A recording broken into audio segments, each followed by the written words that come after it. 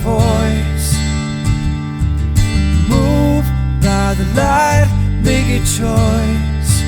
Listen to my voice. I got something to say. This is your Resolve to Read daily reading. It's January 23rd, and we're reading from the book of Exodus. Afterward, Moses and Aaron went to Pharaoh and said, "This is what Yahuwah, the God of Israel, says. Let my people go, so that they may hold a festival to me in the desert." Pharaoh said, "Who is Yahuwah, that I should obey him and let Israel go? I do not know Yahuwah, and I will not let Israel go." Then they said, "The God of the Hebrews has met with us. Now let us take a 3-day journey into the desert to offer sacrifices to Yahuwah our God, or he may strike us with plagues or with the sword." But the king of Egypt said, "Moses and Aaron, why are you taking the people away from their labor? Get back to your work." Then Pharaoh said, "Look, the people of the land are now numerous, and you are stopping them from working." That same day, Pharaoh gave this order to the slave drivers and foremen in charge of the people. "You are no longer to supply the people with straw for making bricks. Let them go and gather their own straw. But require them to make the same number of bricks as before. Don't reduce the quota. They are lazy. That is why they are crying out, 'Let us go and sacrifice to our God.' Make the work harder for the men, so that they keep working and pay no attention to lies." Then the slave drivers and the foremen went out and said to the people, "This is what Pharaoh says. I will not give you any more straw. Go and get your own straw wherever you can find it, but your work will not be reduced at all." So the people scattered all over Egypt to gather stubble to use for straw. The slave drivers kept pressing them, saying, "Complete the work required of you for each day, just as when you had straw." The Israelite foremen appointed by Pharaoh's slave drivers were beaten and were asked, "Why didn't you meet your quota of bricks yesterday or today as before?" Then the Israelite foreman went and appealed to Pharaoh. "Why have you treated your servants this way? Your servants are given no straw, yet we are told, 'Make bricks.' Your servants are being beaten, but the fault is with your own people." Pharaoh said, "Lazy, that's what you are, lazy. That is why you keep saying, 'Let us go and sacrifice to Yahuwah.' Now get to work. You will not be given any straw, yet you must produce your full quota of bricks." The Israelite foremen realized they were in trouble when they were told, "You are not to reduce the number of bricks required of you for each day." When they left Pharaoh, they found Moses and Aaron waiting to meet them, and they said, "May Yahuwah look upon you and judge you. You have made us a stench to Pharaoh and his officials, and have put a sword in their hand to kill us." Moses returned to Yahuwah and asked, "O Lord, why have you brought trouble upon this people? Is this why you sent me? Ever since I went to Pharaoh to speak in your name, he has brought trouble upon this people, and you have not rescued your people at all." Then Yahuwah said to Moses, "Now you will see what I will do to Pharaoh. Because of my mighty hand, he will let them go. Because of my mighty hand, he will drive them out of his country." God also said to Moses, "I am Yahuwah. I appeared to Abraham, to Isaac, and to Jacob as God Almighty. But by my name, Yahuwah, I did not make myself known to them. I also established my covenant with them to give them the land of Canaan, where they lived as aliens. Moreover, I have heard the groaning of the Israelites, whom the Egyptians are enslaving, and I have remembered my covenant. Therefore, say to the Israelites, 'I am Yahuwah, and I will bring you out from under the yoke of the Egyptians. I will free you from being slaves to them, and I will redeem you with an outstretched arm and with mighty acts of judgment. I will take you as my own people, and I will be your God. Then you will know that I am Yahuwah your God, who brought you out from under the yoke of the Egyptians. And I will bring you to the land I swore with uplifted hand to give to Abraham, to Isaac, and to Jacob. I will give it to you as a possession. I am Yahuwah.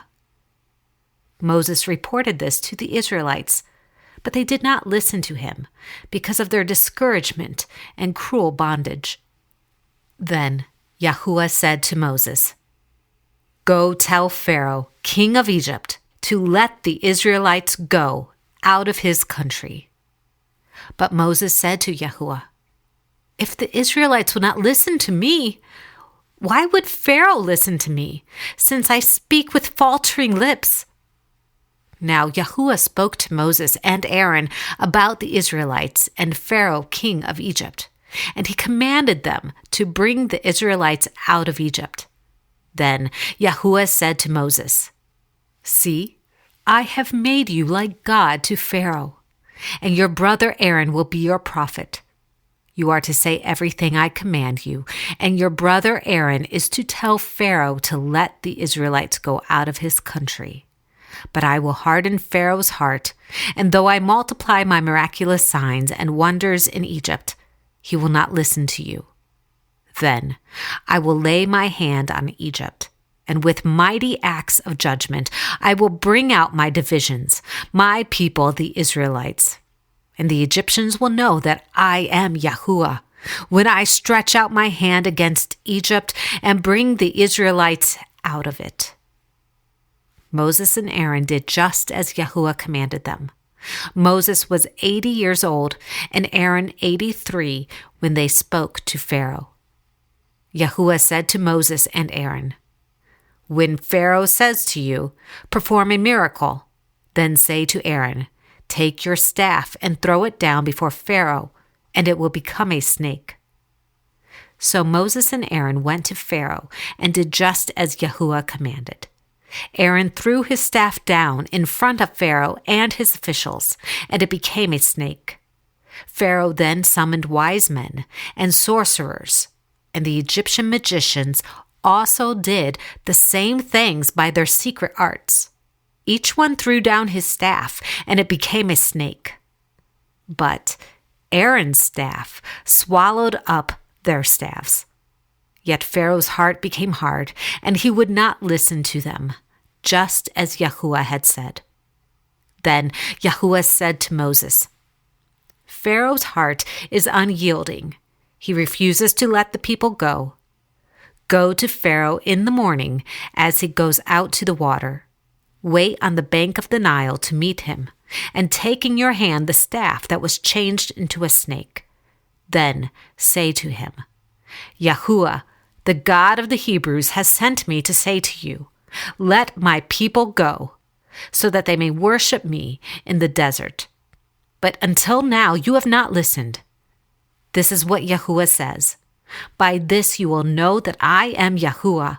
With the staff that is in my hand, I will strike the water of the Nile, and it will be changed into blood. The fish in the Nile will die, and the river will stink. The Egyptians will not be able to drink its water.'" Yahuwah said to Moses, "Tell Aaron, take your staff and stretch out your hand over the waters of Egypt, over the streams and canals, over the ponds and all the reservoirs, and they will turn to blood. Blood will be everywhere in Egypt, even in the wooden buckets and stone jars." Moses and Aaron did just as Yahuwah had commanded. He raised his staff in the presence of Pharaoh and his officials and struck the water of the Nile, and all the water was changed into blood. The fish in the Nile died, and the river smelled so bad that the Egyptians could not drink its water. Blood was everywhere in Egypt, but the Egyptian magicians did the same things by their secret arts, and Pharaoh's heart became hard.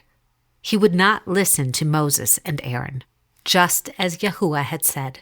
Instead, he turned and went into his palace and did not take even this to heart. And all the Egyptians dug along the Nile to get drinking water, because they could not drink the water of the river. 7 days passed after Yahuwah struck the Nile. Then Yahuwah said to Moses, "Go to Pharaoh and say to him, 'This is what Yahuwah says. Let my people go, so that they may worship me. If you refuse to let them go, I will plague your whole country with frogs. The Nile will teem with frogs. They will come up into your palace and your bedroom and onto your bed, into the houses of your officials and on your people and into your ovens and kneading troughs. The frogs will go up on you and your people and all your officials." Then Yahuwah said to Moses, "Tell Aaron, stretch out your hand with your staff over the streams and canals and ponds, and make frogs come up on the land of Egypt." So Aaron stretched out his hand over the waters of Egypt, and the frogs came up and covered the land. But the magicians did the same things by their secret arts. They also made frogs come up on the land of Egypt. Pharaoh summoned Moses and Aaron and said, "Pray to Yahuwah to take the frogs away from me and my people, and I will let your people go to offer sacrifices to Yahuwah." Moses said to Pharaoh, "I leave to you the honor of setting the time for me to pray for you and your officials and your people, that you and your houses may be rid of the frogs, except for those that remain in the Nile." "Tomorrow," Pharaoh said. Moses replied, "It will be as you say, so that you may know there is no one like Yahuwah our God. The frogs will leave you and your houses, your officials and your people. They will remain only in the Nile." After Moses and Aaron left Pharaoh, Moses cried out to Yahuwah about the frogs he had brought on Pharaoh. And Yahuwah did what Moses asked. The frogs died in the houses, in the courtyards, and in the fields. They were piled into heaps, and the land reeked of them. But when Pharaoh saw that there was relief, he hardened his heart and would not listen to Moses and Aaron, just as Yahuwah had said. Then Yahuwah said to Moses, "Tell Aaron, stretch out your staff and strike the dust of the ground, and throughout the land of Egypt the dust will become gnats." They did this, and when Aaron stretched out his hand with the staff and struck the dust of the ground, gnats came upon men and animals. All the dust throughout the land of Egypt became gnats. But when the magicians tried to produce gnats by their secret arts, they could not, and the gnats were on men and animals.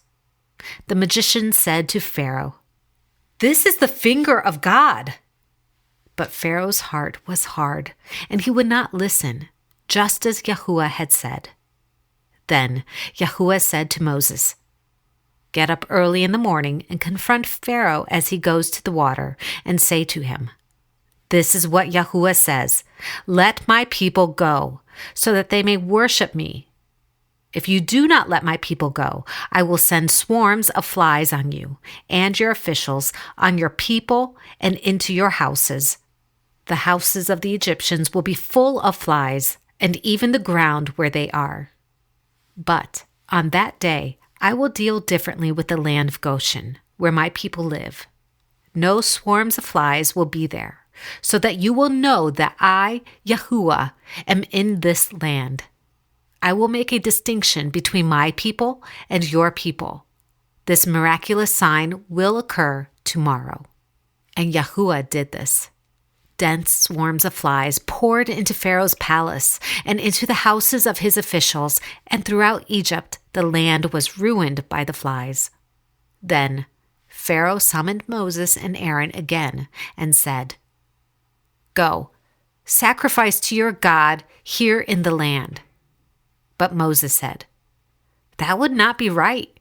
The sacrifices we offer Yahuwah our God would be detestable to the Egyptians. And if we offer sacrifices that are detestable in their eyes, will they not stone us? We must take a 3-day journey into the desert to offer sacrifice to Yahuwah our God as he commanded us." Pharaoh said, "I will let you go to offer sacrifices to Yahuwah your God in the desert, but you must not go very far. Now, pray for me." Moses answered, "As soon as I leave you, I will pray to Yahuwah, and tomorrow the flies will leave Pharaoh and his officials and his people.